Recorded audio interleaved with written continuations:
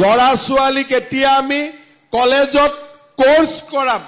semi conductor ওপৰত কলেজত পাঠদান হ'ব যাতে আমাৰ লৰা ছোৱালীয়ে জাগিৰোডত বা অসমত কাম কৰিব পাৰে বাহিৰৰ পৰা আমি মানুহ আনিব নালাগে আমাৰ অসমৰ লৰা ছোৱালীয়ে অসমৰ কলেজত পঢ়ি এই অনুষ্ঠানবিলাকক যোগ দিব পাৰে আজি অসমত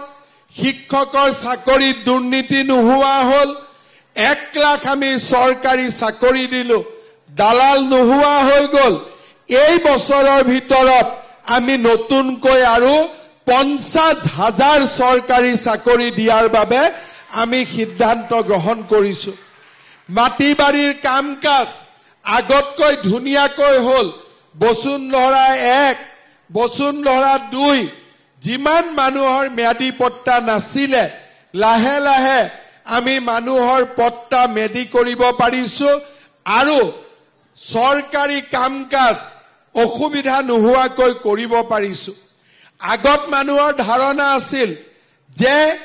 চৰকাৰী কাৰ্যালয়ত টকা পইচা নিদিলে কাম নহয় আজি লাহে লাহে সেই ধাৰণাবোৰৰ পৰিৱৰ্তন হৈছে সমাজখন নতুন দিশত আগবাঢ়িছে আগতে আমি অসম বন্ধ দিছিলো এতিয়া আমি অসম বন্ধ নিদিও এতিয়া আমি অমৃত বৃক্ষ আন্দোলন কৰো এতিয়া আমি পিকেটিং নকৰো আমি খেল মহাৰণ কৰো এতিয়া আমি ধৰ্ণা নিদিও আমি সাংস্কৃতিক মহাসংগ্ৰাম কৰো আমাৰ অসমৰ জীৱনলৈ আজি পৰিৱৰ্তন আহিলে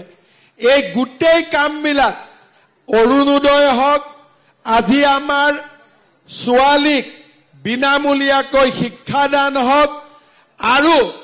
আমাৰ মহিলাক লাখপতি বাইদেউৰ আঁচনি হক যিবিলাক অসমত কোনেও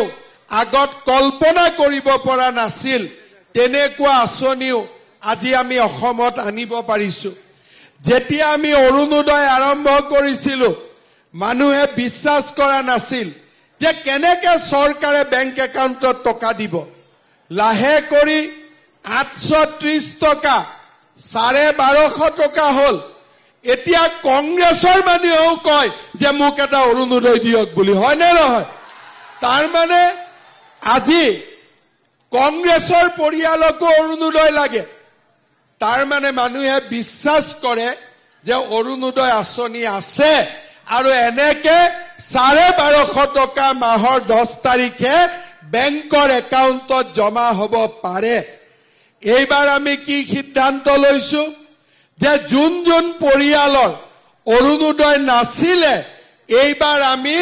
সকলো পৰিয়ালকে এটাকৈ আমি অৰুণোদয় আঁচনি দিয়াৰ বাবে সিদ্ধান্ত গ্ৰহণ কৰিছো শ্ৰদ্ধাৰ ৰাইজ আমাৰ মাজত বহুত পৰিয়াল আছে যাৰ ঘৰত এটাও চৰকাৰী চাকৰিয়াল নাই যাৰ ঘৰত আছে আছে যাৰ ঘৰত নাই নাই এইবাৰ আমি কি সিদ্ধান্ত লৈছো যেতিয়া আমি 50,000 চাকৰি দিম এটা পৰিয়ালতে 2-3টা চাকৰিৰ পৰিৱৰ্তে প্ৰতিটো পৰিয়ালে যাতে চাকৰি পাব পাৰে সেই কাৰণে এইবাৰ আমি এটা নতুন নিয়ম আনিছো যে যাৰ ঘৰত এটাও চৰকাৰী চাকৰি নাই তাক আমি পৰীক্ষাত 10 নম্বৰ আমি এনেই দি দিম যাতে চাকৰি নাথাকা পৰিয়ালৰ ঘৰতো চাকৰি পাব পাৰে ভাৰতত কোনো এইবিলাক কথা চিন্তা নকৰে পৰীক্ষা ৰিজাল্ট দিয়ে এটা ঘৰতে 3টাই চাকৰি পায় কাখৰ মানুহজনৰ ঘৰত চাকৰি নাই আমি কৈছো ঠিক আছে কিন্তু যাৰ ঘৰত চাকৰি নাই তাক আমি 10 নম্বৰ এক্সট্ৰা দি দিম যাতে চাকৰি নোপোৱা মানুহৰ ঘৰতো চাকৰি পোৱাৰ ব্যৱস্থা হ'ব পাৰে নতুন নতুন কথা আমি চিন্তা কৰিছো আমি যেতিয়া অসমত অৰুণোদয় উলিয়ালো বাহিৰৰ ৰাজ্যৰ পৰা অৰুণোদয় চাব আহিলে এতিয়া মধ্যপ্ৰদেশত অৰুণোদয় আৰম্ভ হ'ল ছত্তীশগড়ত আৰম্ভ হ'ল আৰু কংগ্ৰেছৰ চৰকাৰ কৰ্ণাটকেও অসমৰ পৰা অৰুণোদয় লৈ গৈ কৰ্ণাটকত গৃহজ্যোতি নাম দি তেওঁলোকে এই আঁচনি আৰম্ভ কৰিছে আমাৰ অসমত আমি যেতিয়া 17খন কেন্সাৰ হস্পিটাল বনালো দিল্লীৰ পৰা চিঠি আহিছে যে ভাৰতৰ আন ৰাজ্যবিলাকক যে অসমে কেনেকৈ কৰিলে তাক চাব লাগে আৰু আপোনালোকৰ ষ্টেটতো অসমৰ আৰ্হিৰ দৰে আপোনালোকে এনেকৈ হস্পিটাল বনাওক আজি মই যোৱাকালি পৰহি দিনাখন মই কেৰালাত গৈছিলো আমাক ইয়াতে দুই এজন চৰকাৰী কৰ্মচাৰীয়ে বেয়া পায় কিয় আজিকালি খাব নোৱাৰা হৈছে তো অলপ বেয়া পায় ঠিক আছে বাৰু দুই এজন কেৰালা এতিয়ালৈকে চৰকাৰী কৰ্মচাৰীয়ে 10% দিয়ে পোৱা নাই অসমত চৰকাৰী কৰ্মচাৰীয়ে 50% দিয়ে আজি পাই আছে আজি আমাৰ সদনত কিছুমান মানুহে কয় যে অসমত মূল্য বৃদ্ধি হৈছে হয় হ'ব পাৰে কিন্তু যোৱাকালি মই কেৰালাত গৈ পৰহি সুধিলো যে কেৰালাত পেট্ৰলৰ লিটাৰ কিমান তেওঁলোকে ক'লে 106 টকা আমাৰ ইয়াত লিটাৰ কিমান 98 টকা কম্পিউটাৰত চাই ল'ব কেৰালা পশ্চিমবংগ ৰাজস্থান এইবিলাকত পেট্ৰলৰ দাম হ'ল 106 টকা আৰু আমাতকৈ কিমান ধনী ৰাজ্য আমিতো ক'ত আছো সৰু ৰাজ্য এখন আমি কিন্তু আমাৰ দৰে সৰু ৰাজ্য এখনে কলিকতাতকৈ আমি পেট্ৰল মানুহক 8 টকা কম দামত দিওঁ আমি আমাৰ কৰ্মচাৰীক আমি 50% দিয়ে দিওঁ পশ্চিম বেংগলত 1% দিয়ে নিদিয়ে কেৰালাত মাত্ৰ 10% দিয়ে আৰু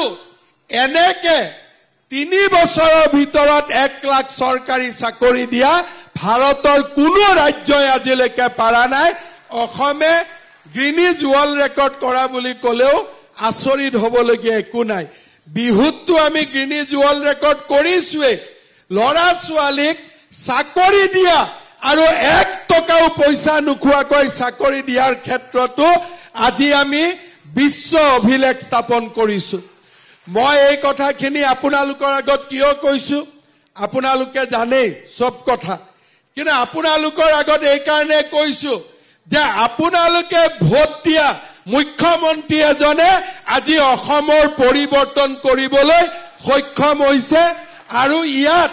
মোৰ যিমান ক্ৰেডিট আছে হিমান ক্ৰেডিট আপোনালোকৰ সকলোৰে আছে আৰু সেই কাৰণে আজি মই এই কথা কেইষাৰ আপোনালোকৰ আগত উল্লেখ কৰিছো শ্ৰদ্ধাৰ ৰাইজ আমাৰ সমষ্টিৰ পুনৰ্গঠন হ'ল দুই এজন মানুহে মনত বেয়া পাই থাকে যে এতিয়া আমাৰ কি হ'ব জালুকবাৰীত হিমন্ত বিশ্ব শৰ্মা থাকিবনে নাই এই কথাবোৰ আপোনালোকে নাভাবিব কাৰণ মোৰ আপোনালোকৰ লগত সম্পৰ্ক এমএলএৰ সম্পৰ্ক নহয় এইটো আজীৱন সম্পৰ্ক গতিকে ইয়াতে কোন এমএলএ আছে কোন এমএলএ নাই সেইবোৰ পিছৰ কথা যেতিয়ালৈকে মই জীয়াই আছো তেতিয়ালৈকে মই ইয়াত এমএলএ হৈয়ে আছো সেই কাৰণে আপোনালোকে এইবিলাক কথা চিন্তা নকৰিব ইলেকশন আহিব কোনবাই কবাত ভোট যাব আহিব কিন্তু এমএলএ ময়ে পাৰ্মানেন্ট ইয়াত আছো ঠিক আছে সেই কাৰণে আপোনালোকে উৎসাহেৰে সৈতে আগৰ দৰে আমি পদুম ফুল চিনি পাওঁ পদুমত আমি ভোট দিম